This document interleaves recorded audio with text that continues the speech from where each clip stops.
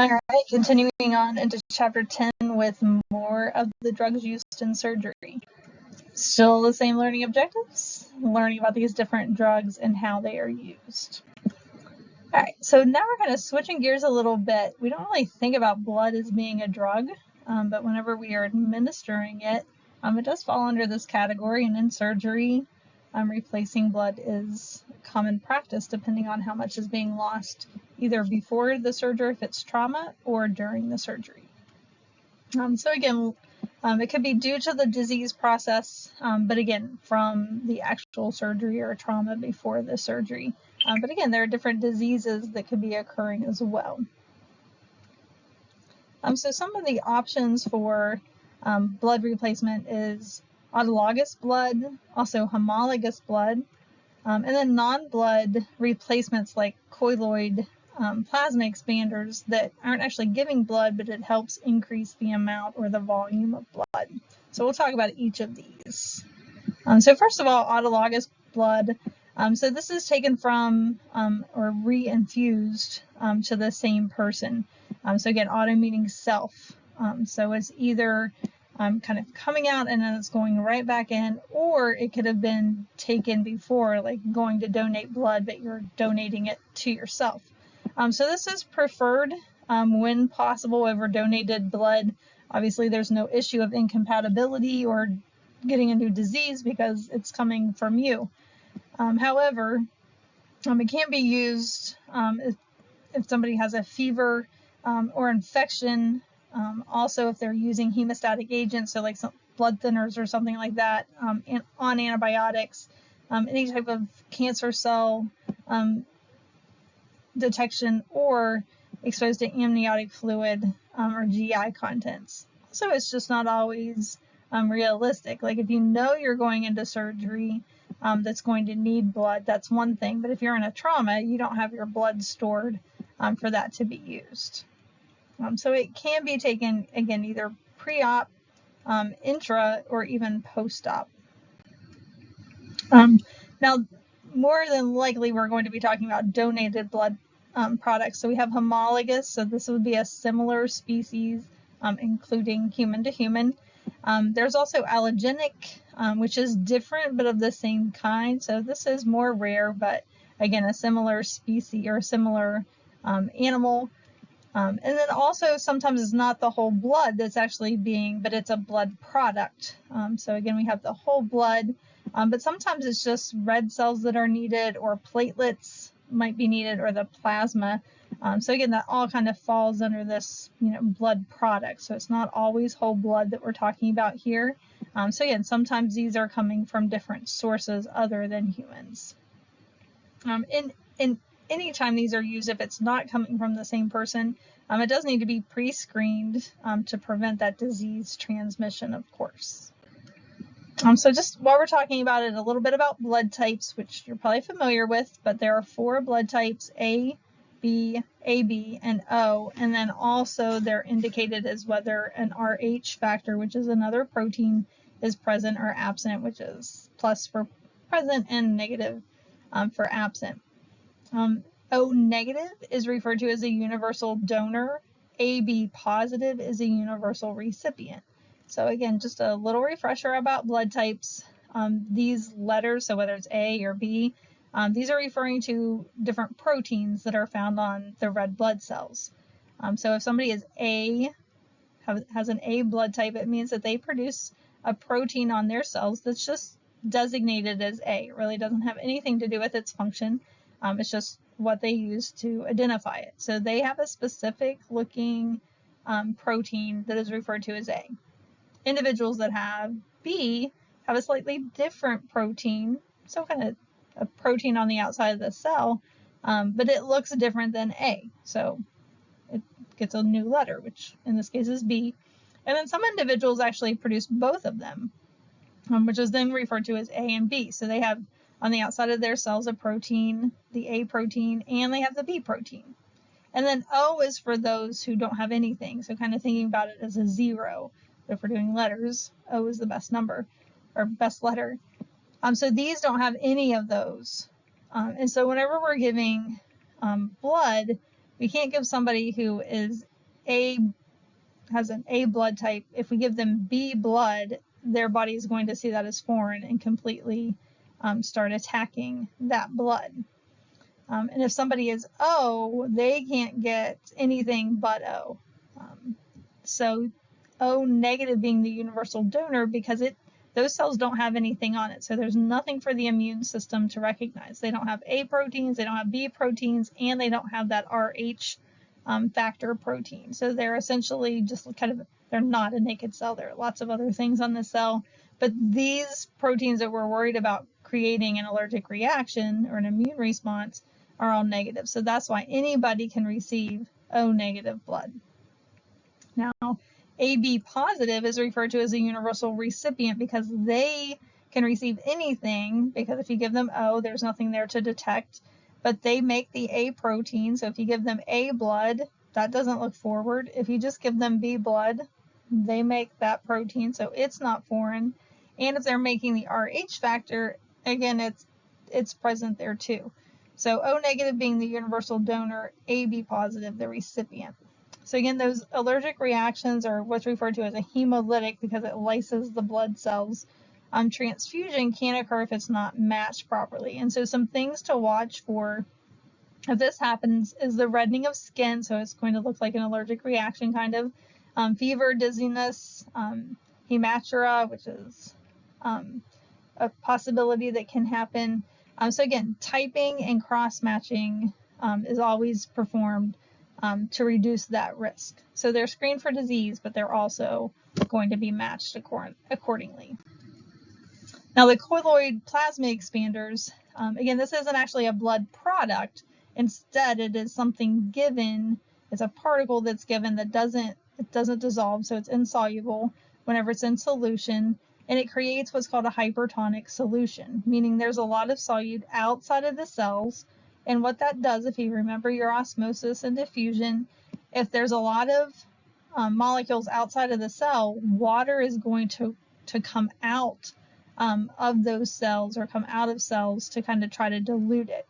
So the plasma proteins kind of have this, are natural colloids, and this is used whenever the blood volume is low. So what it does is by creating this hypertonic solution in the blood, all the cells that are involved in the blood, they release their water, and that water is going to increase the volume of the blood. So again, they're not getting more blood, but they're increasing the volume because they're essentially sucking solutions out of the cells.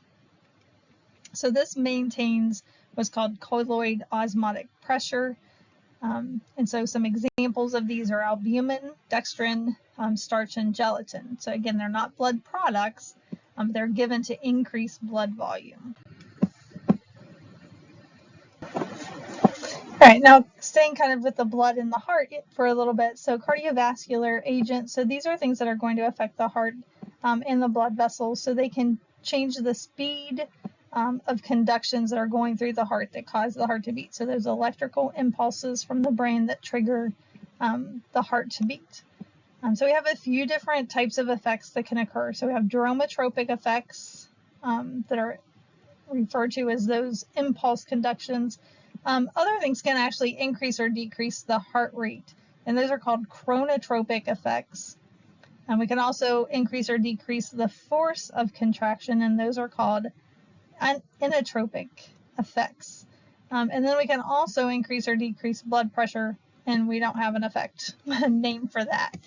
So again, kind of four different things we're talking about here: changing the electrical impulse, so kind of the electricity or the electric signals going through the heart, increasing or decreasing the heart rate, the force of contraction, and the blood pressure.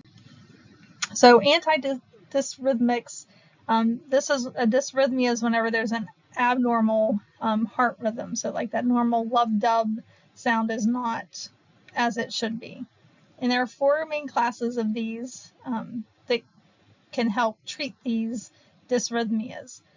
So class 1 antidysrhythmics, these are called sodium channel blockers.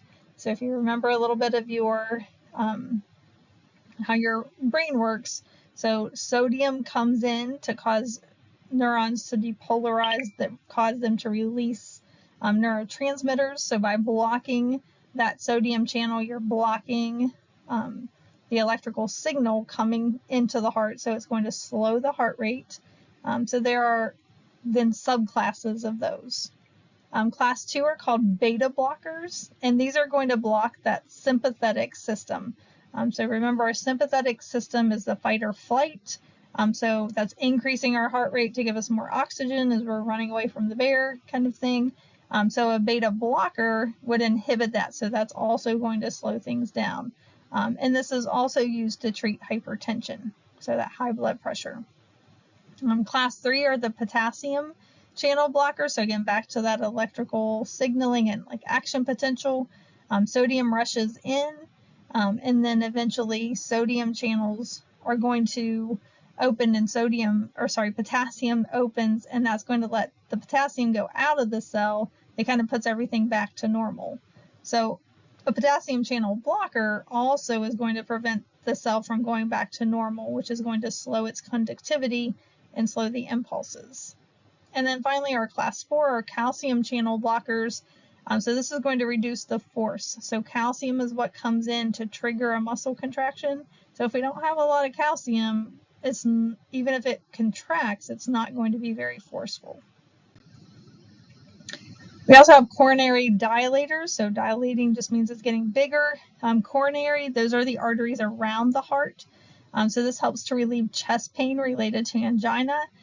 So this is caused whenever the coronary arteries, which are just the arteries, they're leaving the heart, but they come back and provide blood supply to the heart.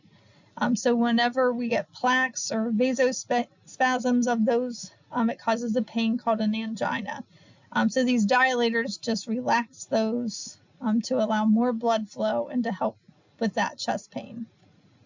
So the cause, again, it causes that vasodilation of those arteries. So it helps to lower blood pressure because, again, if it's dilated, those vessels are bigger, so there's less friction, less pressure whenever the blood moves through it. It can treat heart failure and myocardial infarctions, and also inhibit platelet aggregation. So like the clumping of those platelets that could lead to, a clot or something like that.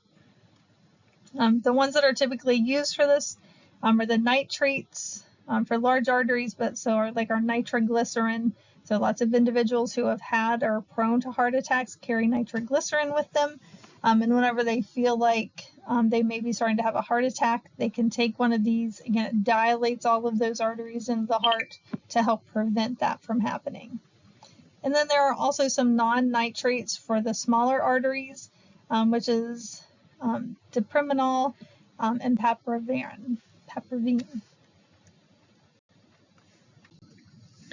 All right, so now if we look at the inotropic agents, again, inotropic means that they're changing the force of the muscle contraction.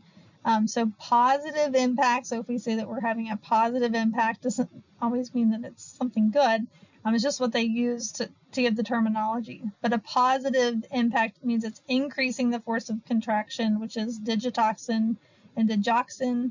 We also have negative impacts. Again, doesn't mean it's a bad thing. It's just indicating the direction of the force, so it's decreasing the force of contraction. And those are some of those beta blockers, so again, blocking the sympathetic nervous system. The calcium channel blockers do the same thing because now there's less calcium coming in, which triggers that muscle contraction. So less calcium means less of a contraction.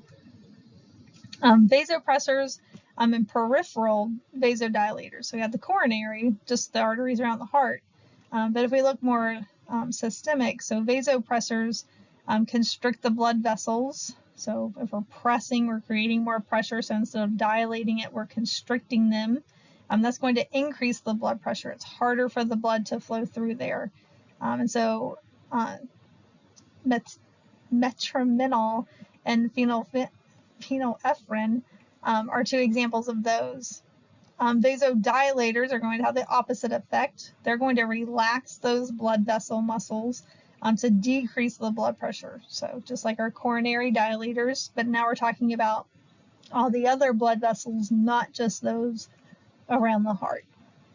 And a few of these, again, the pipervirin, we already mentioned but again, a couple others. And I've mentioned this before, but just to reiterate it, probably in every one of these, again, I'm not concerned that you know the exact names. I'm giving you some examples of these because they are kind of common. So if you come across them, maybe it rings a bell. But I'm mainly interested that if someone says, oh, this is a vasodilator, that you know what that means and you know what effect that would have, than what the actual drug name would be. Antihypertensive, this is a huge laundry list because there are lots of different ways to treat high blood pressure, which is hypertension. First of all, it's categorized whenever the blood pressure stays the systolic number greater than 140 and the diastolic greater than 90. So there are lots of different hypertensive agents. So we have the alpha blockers, just like the beta blockers, they're blocking that sympathetic nervous system that is going to block that high blood pressure. Angiotensin antagonists, so angiotensin leads to an increase in blood pressure, so antagonists block that molecule or block those receptors, so it's like knocking that trigger out so that high blood pressure isn't being triggered. What are called ACE inhibitors, which is an enzyme that's involved in causing constriction of the blood vessels, so by inhibiting that, it therefore brings it down. Again, beta blockers we'd mentioned, that also blocks that sympathetic. The calcium channel blockers we've mentioned, again, that is going to decrease the force of that contraction. Diuretics, and we'll talk more about those later, but diuretics cause a loss of blood, or not a loss of blood, a loss of water, so it's going to make individuals pee more, and oftentimes this is a combination. Individuals are put on a diuretic and like a beta blocker or something to help with that high blood pressure. We have that nervous system inhibitors, so again, we talked about alpha and beta blockers, but there are other ways of inhibiting the nervous system. Vasodilators are going to decrease the pressure as well.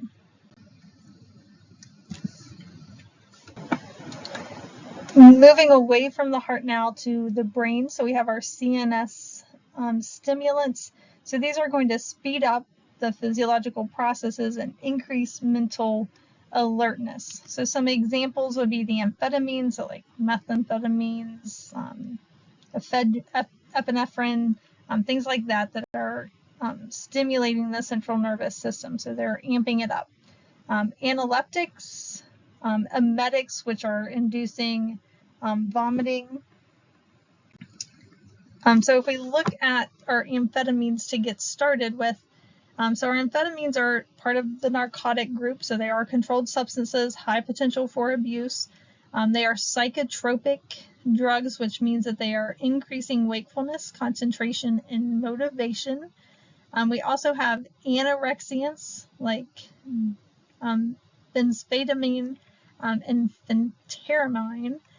So these are appetite suppressants. So, in surgery, we're not really suppressing somebody's appetite, but we're talking about all of these kind of in one category.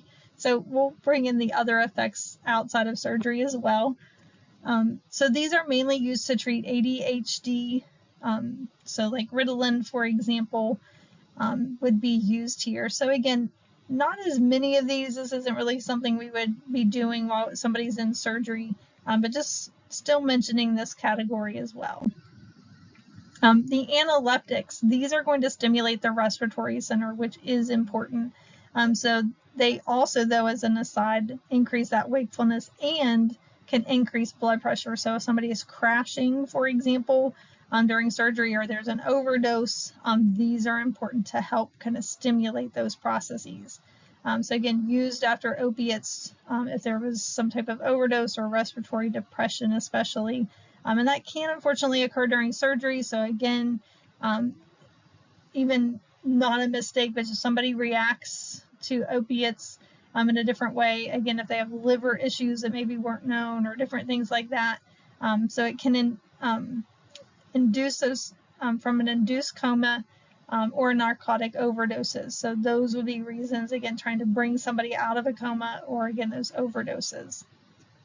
These can also be used, though, for narcolepsy and neonatal apnea, again, not in surgery, but again, just some uses of them. And a couple are the doxapram and aminopheline. All right, now back to the blood. Coagulants and hemostatics. These are going to promote blood clot formation and maintenance. So we already talked about anticoagulants in one of the other videos that are inhibiting blood clotting, but sometimes we need the blood to clot, otherwise they're going to bleed out. So coagulants are also used. So again, treating clotting disorders, but also controlling the bleed from trauma or surgery, trying to prevent blood loss. Some examples here are absorbable gelatin that just gives the clotting factor somewhere to bind to. Collagen attracts the platelets that are on there, which are the clotting part of the blood. Oxidized cellulose can also kind of give a tensile strength. It has a low pH, so just again provides some networking or framework to build that clot. Topical thrombin can increase fibrin, and fibrin, like a fiber, again, it's just giving that network to be used so that those clotting factors can attach. And then also vitamin K is an antagonist to warfarin. So warfarin is a really common blood thinner that's given after surgeries to prevent blood clots. It's monitored, the dosing and the amount in the blood is monitored regularly. So if too much of that would be given and the blood's thinning too much, a coagulant like vitamin K would kind of offset that. All right, now switching gears to not really treating a disease, but helping to detect disease would be the contrast media. So this enhances visualization during radiographic tests. So positive contrast media like iodine or barium, these are what's called radiopaque. So they're absorbing that transmission and it'll show white or gray. Whereas a negative contrast media are things like gases like carbon dioxide and oxygen can actually be given that are radiolucent, that transmit that radiation, so it's going to show as dark gray. And then we also have radioisotopes that emit gamma radiation that can be detected by a special camera, so like PET scans. It's attached to glucose, so the individual drinks that, and then it helps light up places where a lot of glucose. So especially with cancers, cancer cells need lots of energy, so they suck up lots of glucose. So by watching where that radioactive glucose goes can help detect those cancer cells. So again, we have contrast media looking at detecting disease, not treating it. But these different medias would be taken in order to facilitate a better picture so that diagnosis can occur.